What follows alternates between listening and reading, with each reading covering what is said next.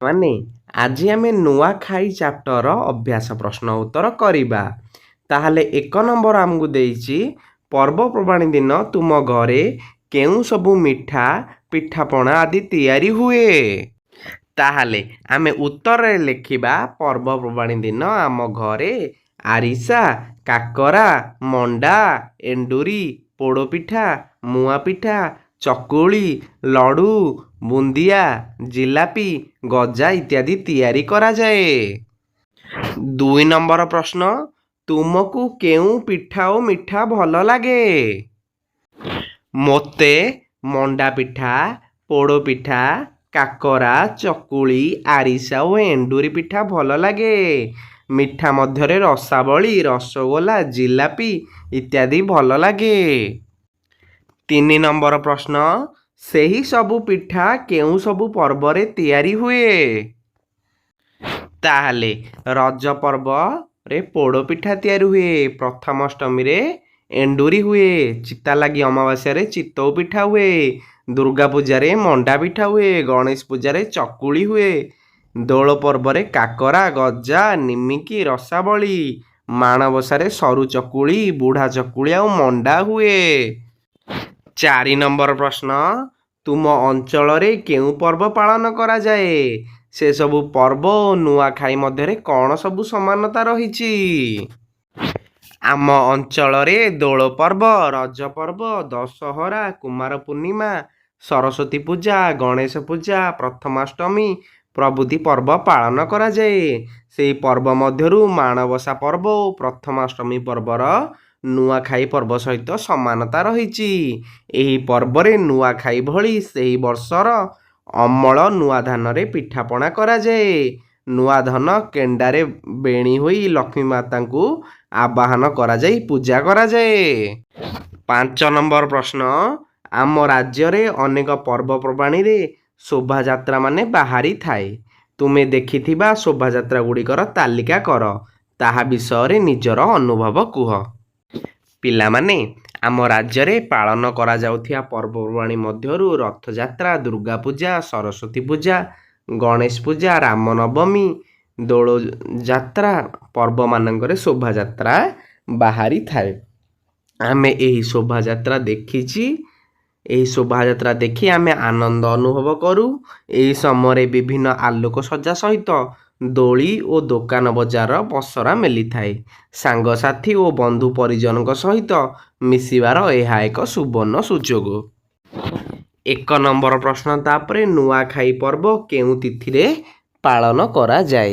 ପିଲାମାନେ, ନୂଆଖାଇ ପର୍ବ ଭାଦ୍ରବ ମାସ ଶୁକ୍ଳପକ୍ଷ ପଞ୍ଚମ ତିଥିରେ ପାଳନ କରାଯାଏ। ତାହେଲେ ଏଇଠି ଆମେ ଠିକ୍ ଚିହ୍ନ ମାରିବା। ତାପରେ 2 ନମ୍ବର, ପର୍ବପର୍ବାଣୀ ପାଳନର ମୁଖ୍ୟ ଉଦ୍ଦେଶ୍ୟ କ'ଣ? ମୁଖ୍ୟ ଉଦ୍ଦେଶ୍ୟ ହେଉଛି ଜୀବନରେ ଦୁଃଖ ଓ ବିଷାଦକୁ ଦୂର କରିବା। 3 ନମ୍ବର ପ୍ରଶ୍ନ, ଏହି ପର୍ବ ସବୁ ବର୍ଗର ଲୋକ ପାଳନ କରିଥାନ୍ତି। ତାର କାରଣ କ'ଣ? ତାର କାରଣ ହେଉଛି ଏହି ପର୍ବ ଜନସାଧାରଣଙ୍କୁ ସାମାଜିକ ବନ୍ଧନର ଗୁରୁତ୍ୱ ଶିଖାଇଥାଏ। 4 ନମ୍ବର, ବଞ୍ଚିଥିଲେ ଆର ବରଷକେ ଦେଖେ ହେମା। ଏଇଠି ଆମକୁ କ'ଣ ଏତିକି ଦେଇଛି, ଏଇଟା ତାହେଲେ କିଏ କହିଛନ୍ତି? ଏଗୁଡ଼ା କିଏ କହିଛନ୍ତି? ଏକଥା ବୁଢ଼ାବୁଢ଼ୀ ମାନେ କହିଛନ୍ତି। ଏଇଟା ହେଉଛି ଠିକ୍ ଉତ୍ତର। ତାପରେ ଆସ ଉତ୍ତର ଲେଖିବାର 1 ନମ୍ବର କ, ନୂଆଖାଇ ପର୍ବର ପୂର୍ବଦିନ କେଉଁ ପୂଜା ପାଳନ ହୁଏ? ପିଲାମାନେ, ନୂଆଖାଇ ପର୍ବର ପୂର୍ବଦିନ ବିଦ୍ୟାଦାତା ଓ ବିଘ୍ନ ବିନାଶକ ଶ୍ରୀ ଗଣେଶଙ୍କ ପୂଜା ଉତ୍ସବ ପାଳନ ହୋଇ ସାରିଥାଏ। ଖରେ ନୂଆଖାଇ ପର୍ବରେ ନରନାରୀମାନେ ଦୋକାନ ବଜାରରେ କ'ଣ ବିକାକିଣା କରନ୍ତି? ତାହେଲେ ଉତ୍ତରରେ ଲେଖିବା, ନୂଆଖାଇ ପର୍ବରେ ନରନାରୀମାନେ ଦୋକାନ ବଜାରରେ ମିଠା ଓ ପିଠାପଣା ପାଇଁ ଚାଉଳ, ନଡ଼ିଆ, ଘିଅ, ଗୁଡ଼ ଆଦି ସଉଦା ଏବଂ ପୂଜା ପାଇଁ ଧୂପ, ଦୀପ, କର୍ପୂର ସହ ପରିଧାନ ପାଇଁ ନୂଆ ଲୁଗା କିଣାକିଣି କରନ୍ତି। ଗରେ ପିତୃପୁରୁଷଙ୍କୁ ପିଣ୍ଡଦାନ ପରେ ଘରେ କିପରି ପୂଜା କରାଯାଏ? ପିତୃପୁରୁଷଙ୍କୁ ପିଣ୍ଡଦାନ ପରେ ନୂଆ ଧାନ କେଣ୍ଡା, ଚୁଡ଼ା ଓ ପିଠାପଣା ଦେବଦେବୀଙ୍କୁ ସମର୍ପଣ କରି ଧୂପ, ଦୀପ, ଚନ୍ଦନ ଓ କର୍ପୂରର ବାସ୍ନାରେ ତଥା ଶଙ୍ଖ ହୁଳହୁଳି ଘଣ୍ଟନାଦର ଘରର ଇଷ୍ଟଦେବୀ ଓ ମହାଲକ୍ଷ୍ମୀଙ୍କୁ ପୂଜା କରାଯାଏ। ଘରେ ନୂଆଖାଇ ଭେଟ ଘାଟ କ'ଣ ବୁଝାଇ ଲେଖ। ନୂଆଖାଇ ଦିନ ପୂଜା ଓ ପ୍ରସାଦ ସେବନ ସାରିବା ପରେ ଘରର ଝିଅ ବୋହୂ ଓ ସମସ୍ତେ ରଙ୍ଗ ବେରଙ୍ଗ ପୋଷାକ ପିନ୍ଧି ଘର ଘର ସାହି ସାହି ବୁଲି ଗୁରୁଜନମାନଙ୍କୁ ମୁଣ୍ଡିଆ ମାରି ଆଶୀର୍ବାଦ ନିଅନ୍ତି। ସାମାଜିକ ସଦ୍ଭାବନା ଓ ଭାଇଚାରାର ଏହି ମିଳନ ପ୍ରକ୍ରିୟାକୁ ନୂଆଖାଇ ଭେଟଘାଟ କୁହାଯାଏ। ତାପରେ 2 ନମ୍ବର ଦେଇଛି ତଳେ ଦିଆଯାଇଥିବା ଉତ୍ତର ସମ୍ପର୍କିତ ବାକ୍ୟାଂଶକୁ ବହିରୁ ଖୋଜି ଲେଖ। ଗୋଟିକର ନମୁନା ଦିଆଯାଇଛି। ଗୋଟେ ଦେଇଦେଲା ପିଠା ପାଇଁ ନଡ଼ିଆ ଗୁଡ଼ ଯୋଗାଡ଼ କରନ୍ତି। ଏହାର ଗଦ୍ୟାଂଶ ମିଠା ଓ ପିଠା ପାଇଁ ଚାଉଳ ନଡ଼ିଆ ଘିଅ ଗୁଡ଼ ଯୋଗାଡ଼ କରାଯାଏ। ଖରେ ଅନ୍ନ କଷ୍ଟ ଦୂର ପାଇଁ ଠାକୁରକୁ ଡାକନ୍ତି। ଏଇଟା କ'ଣ ହେବ? ଖରିଫ ଓ ରବି ଫସଲର ଉତ୍ପାଦନ ବଢ଼ୁ ଏବଂ ସଂସାରରୁ ଅନ୍ନ କଷ୍ଟ ଦୂର ହେଉ ବୋଲି ଠାକୁରଙ୍କ ପାଖରେ ପ୍ରାର୍ଥନା କରାଯାଏ। ଗରେ ନୂଆ ଲୁଗା କିଣାକିଣିରେ ଗହଳି ଜମି ଉଠେ। ଉତ୍ତରରେ କ'ଣ ହେବ? ପୂଜା ପାଇଁ ଧୂପ ଦୀପ କର୍ପୂର ବସ୍ତ୍ର ଓ ପରିଧାନ ପାଇଁ ନୂଆ ଲୁଗା କିଣାକିଣିରେ ଗହଳି ଚହଳି ଜମି ଉଠେ। ଘରେ ବିଭିନ୍ନ ଭଜନ କୀର୍ତ୍ତନ କରି ନିଜକୁ ଭୁଲି ଯାଆନ୍ତି। ଘୁମୁରା ନାଚ ଭଜନ କୀର୍ତ୍ତନ ଓ ନାଚ ତାମସା ଓ ଖିଆପିଆରେ ଲୋକେ ନିଜକୁ ହଜାଇ ଦିଅନ୍ତି। ଉଅଁରେ ଘରଦ୍ୱାର ଲିପାପୋଛା କରନ୍ତି। ଘରର ମା ଝିଅ ଓ ବୋହୂମାନେ ଠାକୁର ଘରଠାରୁ ଆରମ୍ଭ କରି ସମସ୍ତ ଘରଦ୍ୱାର ଦାଣ୍ଡ ପିଣ୍ଡାକୁ ଲିପାପୋଛା କରନ୍ତି। ନେକ୍ସଟ ଆମକୁ ଦେଇଛି ନିମ୍ନରେ ଦିଆଯାଇଥିବା ବାକ୍ୟ ଗୁଡ଼ିକର ରେଖାଙ୍କିତ ଶବ୍ଦ ସ୍ଥାନରେ ନୂତନ ସମାନର୍ଥବୋଧକ ଶବ୍ଦ ଲେଖି ବାକ୍ୟ ଗୁଡ଼ିକ ପୁଣି ଥରେ ଲେଖ। କରେ ଦେଲା ବସୁମତୀଙ୍କୁ ବର୍ଷର ପ୍ରଥମ ଫସଲର ଭୋଗ କରାଯାଏ। ତାହେଲେ ଏଠି ଅଣ୍ଡରଲାଇନ୍ ହେଇଛି ବସୁମତୀ। ତାହେଲେ ବସୁମତୀ ମାଙ୍କ ଜାଗାରେ ଆମେ ଲେଖିପାରିବା ଧରିତ୍ରୀ ମା। ତାପରେ ଖରେ ଭାଦ୍ରବ ମାସ ଶୁକ୍ଲପକ୍ଷ ଚତୁର୍ଥୀ ତିଥିରେ ବିଘ୍ନ ବିନାଶଙ୍କ ପୂଜା କରାଯାଏ। ବିଘ୍ନ ବିନାଶଙ୍କ ଜାଗାରେ ଆମେ ଶ୍ରୀ ଗଣେଶ ଲେଖିପାରିବା। ଗରେ ନବାନ୍ନ ଉତ୍ସବ ଉପଲକ୍ଷେ ସମସ୍ତେ ଘରର ସଜାସଜିରେ ଲାଗି ପଡ଼ନ୍ତି। ନବାନ୍ନ ଉତ୍ସବ ଏଠି ନୂଆଖାଇକି କୁହାଯାଇଛି। ତା ଜାଗାରେ ଆମେ ନୂଆଖାଇ ଲେଖିଦେବା। ଘରେ ସାନମାନେ ବଡ଼ମାନଙ୍କୁ ଜୁହାର କରି ପ୍ରସାଦ ସେବନ କରନ୍ତି। ହେଲା, ତାହେଲେ ଏଠି ଆମର ପ୍ରସାଦ ଗ୍ରହଣ କରନ୍ତି। ଏଠି ଜୁହାର ମାନେ ଏଠି ଆମର ମୁଣ୍ଡିଆ ମାରିବା। ହେଲା ପ୍ରଣାମ ଜଣାଇବା। ଯାହା ବି ତୁମେ ଲେଖିପାରିବ। ହେଲା, ମୁଣ୍ଡିଆ ମାରିବା ବା ପ୍ରଣାମ ଜଣାଇବା। ଉଅଁରେ ନୂଆ ଚୁଡ଼ା ଘିଅ ମହୁ ଗୋରସ ଗୁଡ଼ ଓ କଦଳୀ ମିଶାଇ ପ୍ରସାଦ ସେବନ କରନ୍ତି। ହେଲା, ଗୋରସ ଜାଗାରେ ଆମେ କ୍ଷୀର ବା ଦୁଧ ଲେଖିଦେବା ଏଠି। ହେଲା, ତାପରେ 2 ନମ୍ବର ପ୍ରଶ୍ନ ନିମ୍ନରେ ଥିବା ଉଦାହରଣକୁ ବୁଝି ବାକ୍ୟ ଗୁଡ଼ିକୁ ପୂରଣ କର। ଗୋଟିଏ ଦେଇଛି ଯେଉଁଠି ଦେଖ ଆନନ୍ଦ ହିଁ ଆନନ୍ଦ ଓ ଖୁସି ହିଁ ଖୁସି। ଖରେ ମୁଁ ସମୁଦ୍ର କୂଳକୁ ଗଲି। ଯେଉଁଠି ଦେଖ ଏଠି କ'ଣ ହେବ? କେବଳ ବାଲି ଆଉ ବାଲି ଓ ଢେଉ ହିଁ ଢେଉ। ଗରେ ଘରେ ଘରେ ଯେଉଁଠି ଦେଖ ପିଠାପଣା ଓ ଆନନ୍ଦର ମୋହର। ତାପରେ ଘରେ ବ୍ୟକ୍ତି ବ୍ୟକ୍ତି ମଧ୍ୟରେ ସ୍ନେହ ଓ ଭାତୃତ୍ୱ ଭାବନା ଦେଖିବାକୁ ମିଳେ। 3 ନମ୍ବର ପ୍ରଶ୍ନ ପିଲାମାନେ ରେଖାଙ୍କିତ ଶବ୍ଦ ଗୁଡ଼ିକର ବଚନ ବଦଳାଇ ବାକ୍ୟ ପୂରଣ କର। ତାହେଲେ ପିଲାମାନେ କରେ ଦେଲା ନୂଆଖାଇ ଘରର ମୁଖିଆ ପୂଜା କରନ୍ତି ଏବଂ ଗାଁର ମୁଖିଆମାନେ ପୂଜା ପାଠରେ ବସନ୍ତି। ବୁଝିହେଲା? ଏଠି ମୁଖିଆର ବହୁ ବଚନ ମୁଖିଆ ମାନେ।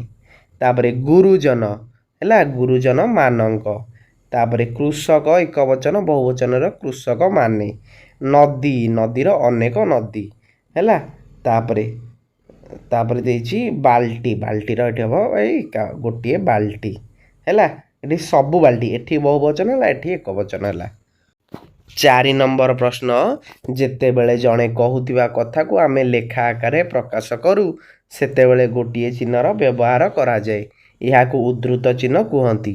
ଉଦାହରଣ ସ୍ୱରୂପ ମା କହିଲେ ଆଜିଠାରୁ ଆମର ନୂଆ ବର୍ଷ ଆରମ୍ଭ ହେଉଅଛି। ଏହିପରି ଆଉ 2ଟି ବକ୍ତବ୍ୟ ପାଠରୁ ଖୋଜି ଲେଖ। ତାହେଲେ ଆଉ 2ଟି ବକ୍ତବ୍ୟ ଓଡ଼ିଶାରେ 12 ମାସରେ 13 ପର୍ବ ଏବଂ ଆଉ ଗୋଟେ ବଞ୍ଚିଥିଲେ ଆଉ ବରଷକେ ଦେଖା ହେମା। 5 ନମ୍ବର ପ୍ରଶ୍ନ ଇମ୍ପୋର୍ଟାଣ୍ଟ ପ୍ରଶ୍ନ ପିଲାମାନେ ପରୀକ୍ଷାରେ ଆମର ଆସିବ। ବୁଝିହେଲା। ତାହେଲେ ଏଇ ପାଠରୁ କିଛି ଶବ୍ଦ ଚୟନ କରି ତଳେ ଦିଆଯାଇଛି। ଏଗୁଡ଼ିକୁ ଓଡ଼ିଆ ବର୍ଣ୍ଣମାଳା ଅଭିଧାନରେ କ୍ରମ ଅନୁସାରେ ପିଲାମାନେ ସଜା ହେଇଛି। ବୁଝିହେଲା ତ? ତାହେଲେ ସିଏ ଆମକୁ କହୁଛି ଆମେ ତାକୁ ଓଡ଼ିଆ ବର୍ଣ୍ଣମାଳା ଅନୁସାରେ ଲେଖିବା। ତାହେଲେ 1 ନମ୍ବର ମୋତେ କିଏ ହେବ କହିଲ ଦେଖିଆ ପିଲାମାନେ? ଏଇଠି ଦେଖ 1 ନମ୍ବର ଆମର ଆଦିବାସୀ। ଆଗ ଅ ଆଉଛି କି ନାହିଁ ହେଲା। ତାହେଲେ ଆଦିବାସୀ 1 ନମ୍ବରରେ ରହିଲା। ବୁଝିହେଲା। ତାପରେ କ ଆଉଛି ଦେଖ ଏତ ଯେତେକ ଅଛି 2 ନମ୍ବରରେ କଲମ, 3 ନମ୍ବରରେ କ ପରେ ଆସିବ ଖ, ଖଜଣା 3 ନମ୍ବରରେ ରହିଲା। 4 ନମ୍ବରରେ ଦେଖ 4 ନମ୍ବର ଦୁଇଟା ଅଛି, ଗୁରୁଜନ ଅଛି ଗଣେଶ ଅଛି। ତାହେଲେ ଗଣେଶ ଆଗ 4 ହେବ, ତାପରେ ହର୍ଷ ଉକାର ଦେଇଥିବାରୁ ଗୁରୁଜନ 5 ହେବ। ବୁଝିହେଲା। ତାପରେ ମୋତେ କୁହ 6 ନମ୍ବର କେଉଁଟା ହେବ? ଦେଖ 6 ନମ୍ବର ଏଠି ଘଡ଼ି ଅଛି, ଏଇଟା ହେବ 6 ନମ୍ବର। ତାପରେ ଘୁମୁରା ଅଛି, ହର୍ଷ ଉକାର ଅଛି 7 ନମ୍ବର ହେଇଯିବ। ବୁଝିହେଲା। 8 ନମ୍ବର ଆମର ଚନ୍ଦନ ହେବ, 9 ନମ୍ବର ହେବ ଆମର ନରନାରୀ, 10 ନମ୍ବର ଆମର ହେବ ଫସଲ, 11 ନମ୍ବର ବସୁମତୀ, 12 ନମ୍ବର ଲୁଗା ପଟା। ତାପରେ 1 ନମ୍ବର ଦେଇଛି ଆମକୁ ତୁମ ଘରେ ପର୍ବପର୍ବାଣି ପାଳନ ପାଇଁ କିପରି ପ୍ରସ୍ତୁତ କରାଯାଇଥାଏ। ପିଲାମାନେ ପର୍ବପର୍ବାଣି ଆସିବା ପୂର୍ବରୁ ଆମ ଘରେ ଦାଣ୍ଡ ପିଣ୍ଡା ଓ ଘର ଦ୍ୱାର ସଫା କରାଯାଏ। ନୂଆ ଲୁଗାପଟା, ମିଠା ଓ ପିଠା ପାଇଁ ଆବଶ୍ୟକ ସଉଦା କିଣାଯାଏ। ଘରକୁ ଆଲୋକ ଓ ଫୁଲରେ ସଜାଯାଏ। 2 ନମ୍ବର ପ୍ରଶ୍ନ, ତୁମ ଘରେ ପର୍ବ ପାଳନ ସମୟରେ କିଏ କାମ କରନ୍ତି ତାର ତାଲିକା କର। ବାପା ବଜାରରୁ ସଉଦା, ପୂଜା ସାମଗ୍ରୀ ଓ ଲୁଗାପଟା କିଣି ଆଣନ୍ତି।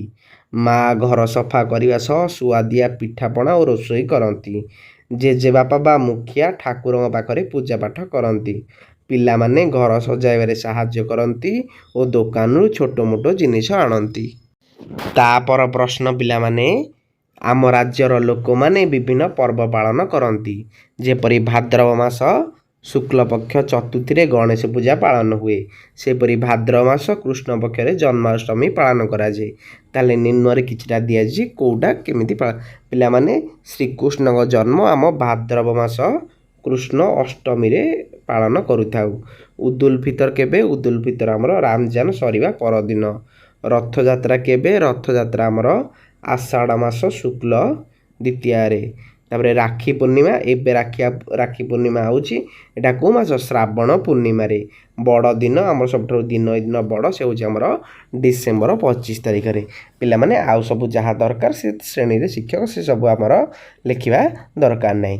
ତାହେଲେ ବିଷୟଟି ଆମର ସରିଗଲା। ଭିଡ଼ିଓ ଭଲ ଲାଗିଥିଲେ ଲାଇକ୍ କରିଦେବ ଏବଂ ଚ୍ୟାନେଲକୁ ନୂଆ ଆସିଥିଲେ ସବସ୍କ୍ରାଇବ୍ କରିଦେବ।